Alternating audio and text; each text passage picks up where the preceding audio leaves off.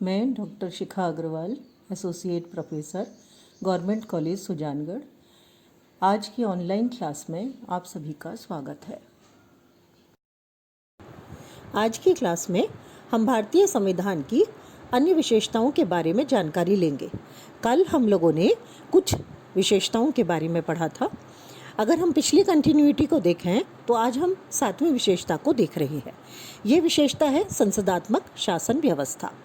संसदात्मक शासन व्यवस्था व्यवस्थापिका और कार्यपालिका के परस्पर संबंध पर आधारित है। इसमें दोहरी कार्यपालिका होती है, एक नाममात्र की और एक वास्तविक। हमने ये मॉडल ब्रिटेन से लिया है क्योंकि भारत लंबे समय तक ब्रिटेन के अधीन रहा था। उस स्थिति में हमने उसमें परिवर्तन करते हुए, यानी ब्रिटेन की जो व्यवस्था है उसमें परिवर्तन करते हुए कुछ अपनी तरफ से, अपने देश के हिसाब से इसमें व्यवस्थाओं को जोड़ा है। जैसे ब्रिटेन में नाममात्र की जो कार्यपालिका है वो नाममात्र की कार्यपालिका सम्राट के रूप में है, जबकि भारत में ये नाममात्र की कार्यपालिका राष्ट्रपति के रूप में है और वास्तविक कार्यपालिका प्रधानमंत्री और उसका मंत्रिमंडल है। भारत में केंद्र में राष्ट्रपति और राज्यों में राज्यपाल संवैधानिक प्रधान होता है। वास्तविक शक्ति मंत्रिपरिषद में निहित होती है। ये व्यवस्था सामूहिक उत्तरदायित्व और जनता के प्रति उत्तरदायित्व पर आधारित है। डॉक्टर अंबेडकर ने संविधान सभा में कहा था कि संसदात्मक शासन प्रणाली में शासन के उत्तरदायित्व का मूल्यांकन एक निश्चित समय के बाद तो होता ही है, यानी जब चुनाव होते हैं तब तो होता ही है, इसके साथ साथ प्रतिदिन भी इसका मूल्यांकन होता रहता है। संसदात्मक शासन प्रणाली को इसलिए भी अपनाया गया क्योंकि इसका सैद्धांतिक और व्यवहारिक ज्ञान भारतीय शासनकर्ताओं को प्राप्त था। अगला लक्षण हम देखते हैं, एकात्मक व्यवस्था के साथ साथ संघात्मक शासन। भारतीय संविधान के प्रथम अनुच्छेद में कहा गया है, इंडिया अर्थात भारत राज्यों का एक संघ होगा। इस तरह से संघात्मक व्यवस्था को अपनाया गया। इस संघात्मक व्यवस्था की जो प्रमुख विशेषताएं हैं उसमें शक्तियों का विभाजन केंद्र और राज्यों के मध्य हुआ है। लिखित और कठोर संविधान है जिससे आसानी से न तो शासन, केंद्र शासन उसमें परिवर्तन कर सकता है और ना ही कोई ऐसी व्यवस्था की जा सकती है कि राज्यों की शक्तियों को कम किया जा सके। और तीसरा है स्वतंत्र और निष्पक्ष न्यायपालिका, जिसे संविधान की व्याख्या करने और केंद्र और राज्यों में अगर कोई संवैधानिक विवाद उत्पन्न होता है तो उसमें उसके संबंध में निर्णय देने का अधिकार है। तो इस तरह से ये 3 व्यवस्थाएं संविधान के प्रमुख लक्षणों में आती हैं। लेकिन इसके बावजूद भी भारतीय संविधान में एकात्मक शासन की ओर स्पष्ट तौर पर व्यवस्थाएं दिखाई देती है। जैसे इकहरी नागरिकता है, न्यायपालिका एक ही है हमारे यहाँ पूरी, अखिल भारतीय सेवाएं हैं, राष्ट्रपति राज्यों के राज्यपालों की नियुक्ति करता है, संसद द्वारा राज्यों के नाम, क्षेत्र और सीमाओं में परिवर्तन किया जाता है।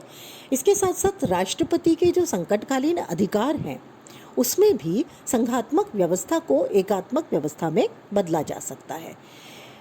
संविधान के इन एकात्मक लक्षणों के बारे में प्रोफेसर के.सी. विहर ने कहा था कि भारत का संविधान ऐसी शासन व्यवस्था को जन्म देता है जो अधिक से अधिक अर्ध संघीय है, जिसे उन्होंने इंग्लिश में कहा था क्वासी फेडरल।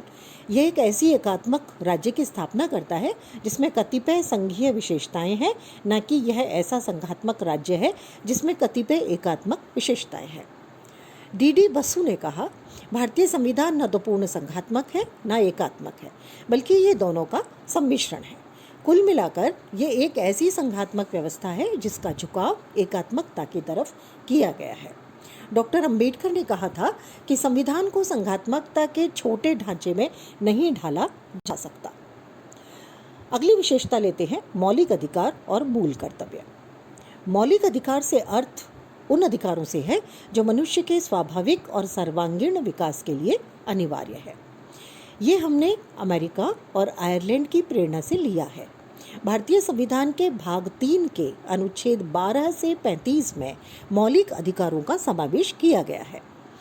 मूल संविधान में सभी नागरिकों को 7 मौलिक अधिकार दिए गए थे, लेकिन 44वें संविधान संशोधन द्वारा संपत्ति के अधिकार को निरस्त कर दिया गया और अधिकारों की संख्या घटकर 6 रह गई।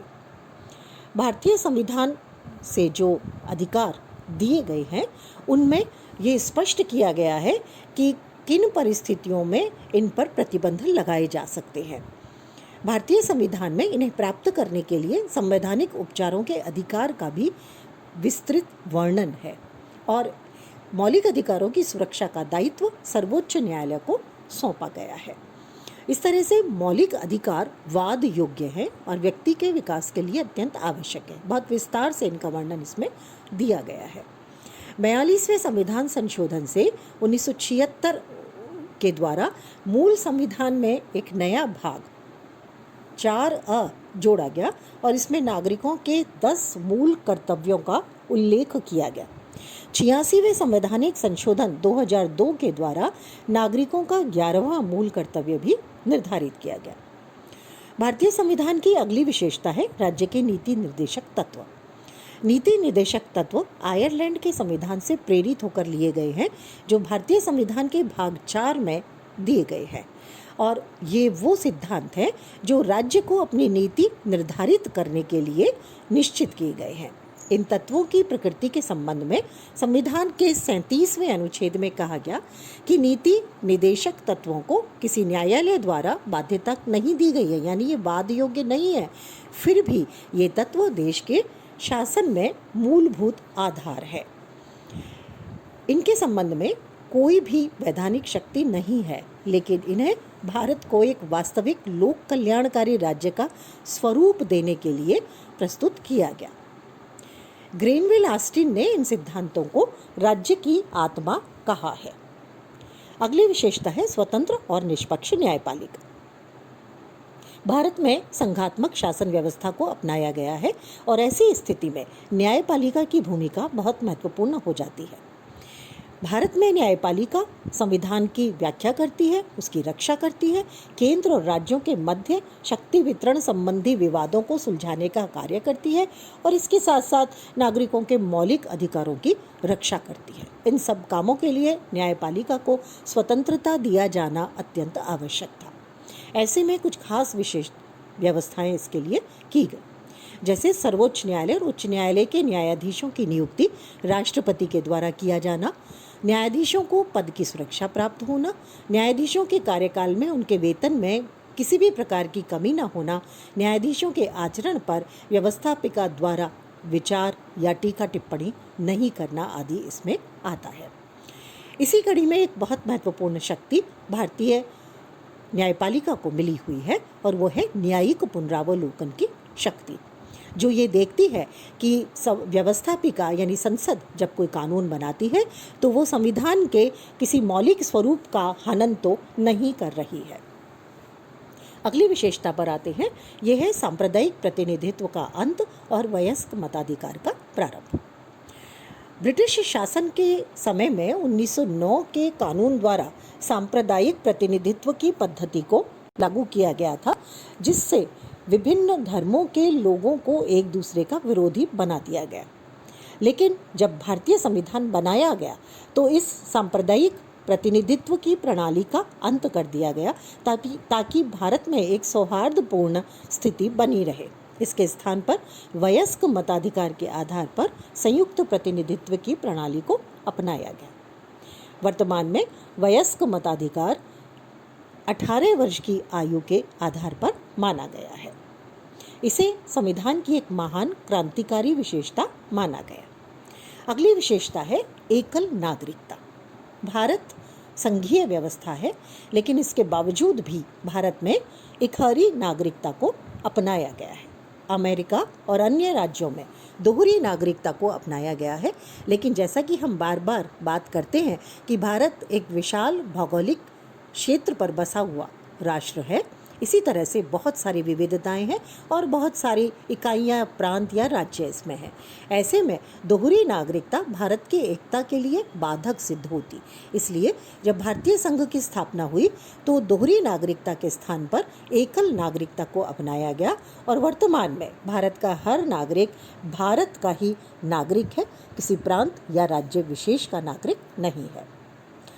अगली विशेषता आती है अल्पसंख्यक और पिछड़े वर्गों के कल्याण की विशेष व्यवस्था। भारतीय संविधान में अल्पसंख्यकों के धार्मिक, भाषाई और सांस्कृतिक हितों की रक्षा के लिए विशेष व्यवस्था की गई। इसके अतिरिक्त अनुसूचित जातियों और जनजाति के क्षेत्रों के नागरिकों को सेवाओं, विधानसभाओं और अन्य क्षेत्रों में विशेष संरक्षण प्रदान किया गया ताकि उनका विकास भी अन्य जातियों की तरह हो सके। अनुसूचित जातियों और अनुसूचित जनजातियों को संविधान के अनुच्छेद 330 और 332 के अंतर्गत लोकसभा और राज्य विधानसभाओं में आरक्षण दिया गया।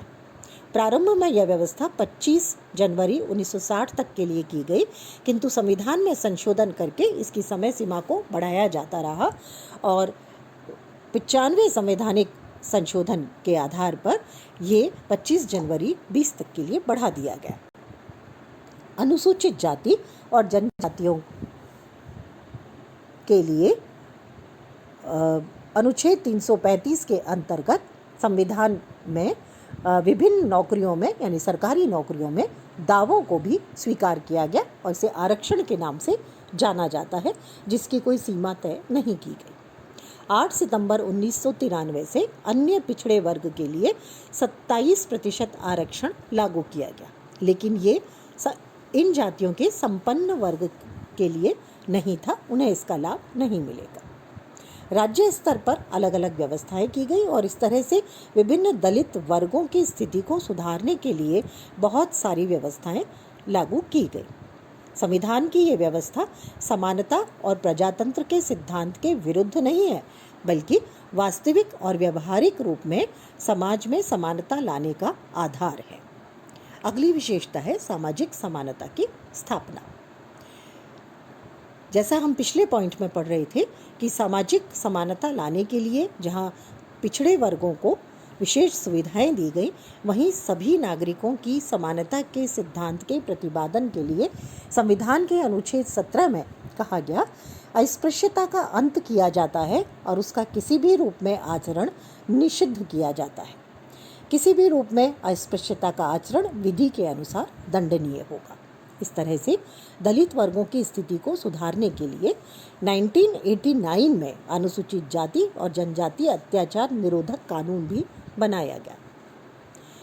ये कानून अब तक जितने भी कानून थे उनमें सबसे ज़्यादा कठोर है, लेकिन फिर भी ये कहा जा सकता है कि इस कानून का दुरुपयोग रोकना भी जरूरी है। अगला पॉइंट आता है, अगली विशेषता आती है कल्याणकारी राज्य की स्थापना। नीति निदेशक तत्वों के माध्यम से भारतीय संविधान निर्माताओं ने लोक कल्याणकारी राज्य की स्थापना की।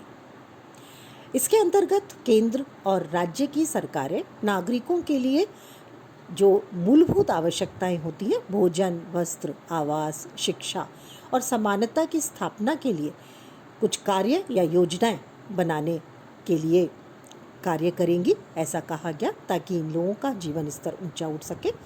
इस लक्ष्य को प्राप्त करने के लिए नियोजन की पद्धति को अपनाया गया। पंचवर्षीय योजनाएं लागू की गई थी उसके बाद में, जिससे विकास किया जा सके और समाजवादी ढांचे की स्थापना की गई, जिसके बारे में हम लोग पहले पढ़ चुके हैं। अगला बिंदु आता है एक राष्ट्रभाषा। संविधान में हिंदी की देवनागरी लिपि में भारत की राष्ट्रभाषा घोषित किया गया, लेकिन सभी केंद्रीय कार्यालयों में 15 वर्ष बाद तक भी अंग्रेजी के प्रयोग की अनुमति दी गई और 1965 में सहभाषा विधेयक पास कर अनिश्चित काल के लिए अंग्रेजी को भी जारी रखने की अनुमति दे दी गई। और अंतिम बिंदु के रूप में हम देखेंगे वैश्विक शांति और सह अस्तित्व में आस्था। संविधान के भाग 4 में वर्णित नीति निदेशक तत्वों में अनुच्छेद 51 में अंतर्राष्ट्रीय शांति और सुरक्षा की अभिवृद्धि के लिए वर्णन है, यानी भारत विश्व शांति की स्थापना में अपना सहयोग देगा और इसीलिए भारत प्रारंभिक सदस्यों में है यूएनओ के। गुटनिरपेक्षता के सिद्धांत की स्थापना करने में भारत आगे रहा और जहाँ कहीं भी शांति का उल्लंघन होता है, भारत वहाँ शांति स्थापित करने की कोशिश करता है। इस तरह भारतीय संविधान लोकतंत्र, उदारवाद, जनता की संप्रभुता, मानवीय गरिमा, सामाजिक न्याय और विश्व बंधुत्व के सिद्धांतों को शामिल करने वाला सर्वश्रेष्ठ प्रलेख है।